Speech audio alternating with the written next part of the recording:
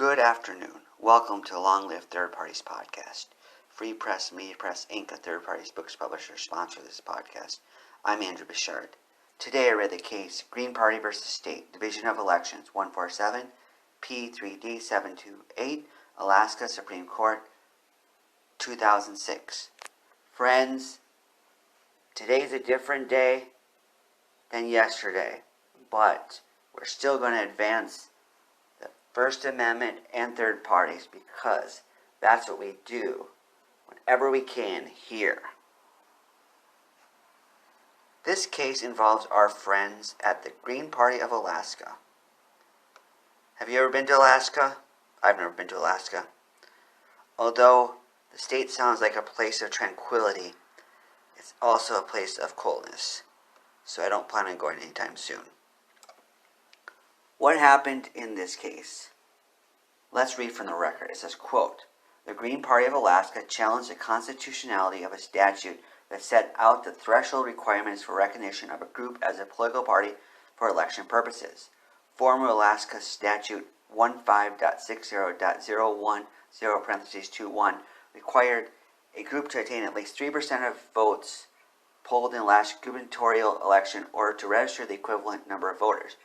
In 2002, the Green Party failed to garner 3% of the vote in the governor's race, but it did poll over 6% of the vote in two other statewide elections. The Division of Elections subsequently withdrew recognition of the Green Party as a political party. The Green Party alleged that in doing so, the Division of Elections unconstitutionally infringed on its freedoms of speech and political association and its rights to equal protection of the laws."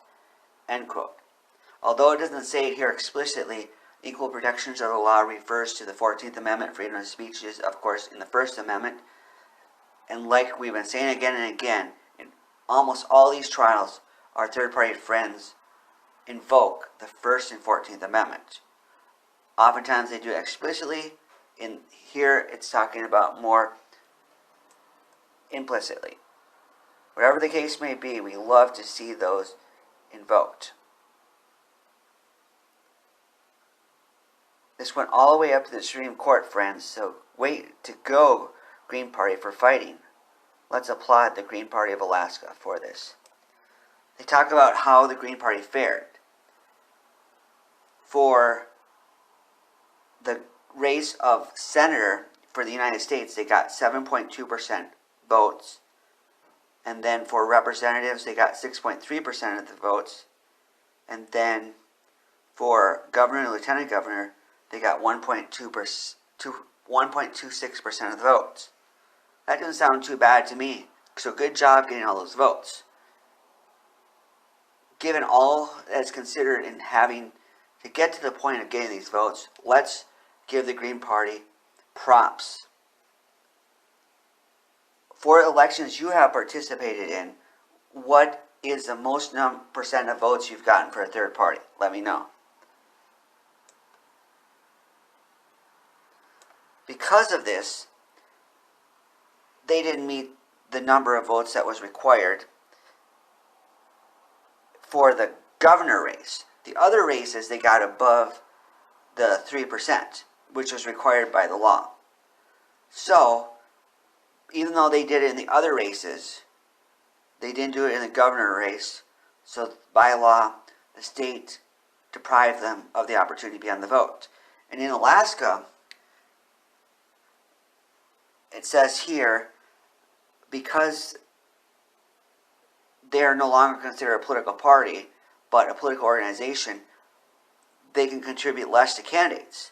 So it becomes a vicious cycle. In the footnotes, it tells how much it changes here. They say in footnote number 2, it says a group that is, quote, "a group that is not a political party may contribute not more than $2,000 per year to a candidate for any office." As 15.13.07C1, in contrast, a political party may contribute $100,000 per year to a candidate for governor or lieutenant governor, $15,000 per year to a candidate for a state senate, and $10,000 per year for a candidate to the State House of Representatives, end quote.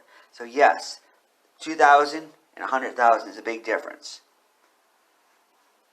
third parties often talk about not getting that much money still to use for elections. Still, you want to have the option available. Even though you might not be able to raise $100,000, you might be able to raise $10,000. So if you can only donate $2,000 for a given race, that's a bad predicament.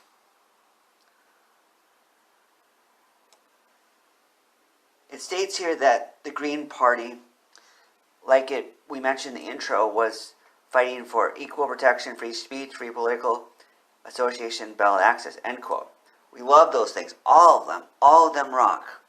Equal protection, free speech, free political association, political access. Those things make our country great.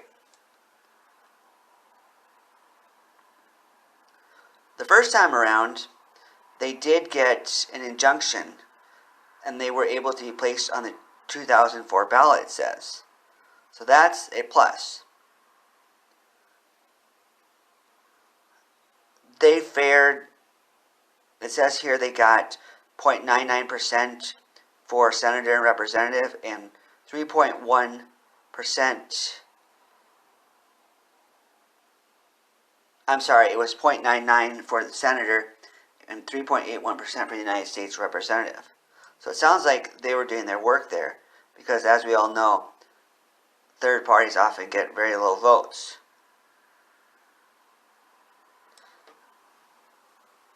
They also dealt with another case that occurred, it says at around the same time, end quote,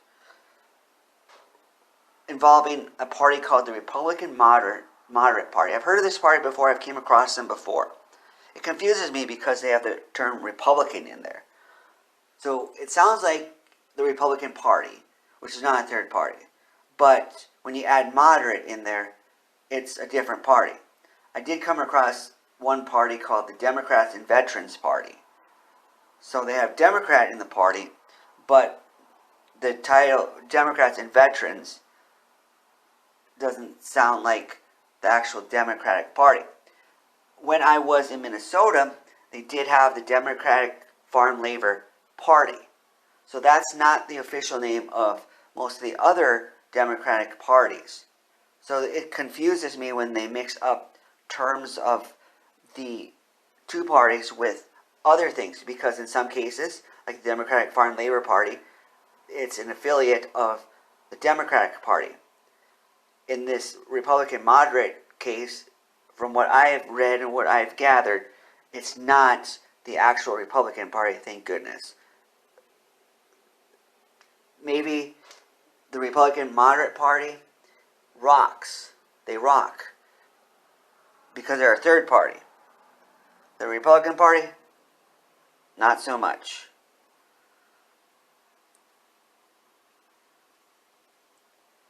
Unfortunately, the court didn't help our friends. It says, quote, "The state has a compelling interest in regulating ballot access, and the statute in question is sufficiently narrowly tailored to achieve that goal without violating the constitutional rights of Green Party voters and candidates. We therefore affirm the Superior Court's decision granting summary judgment to the state." End quote.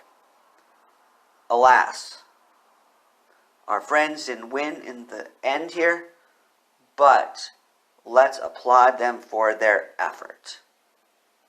Good job, friends. Long live third parties. Goodbye.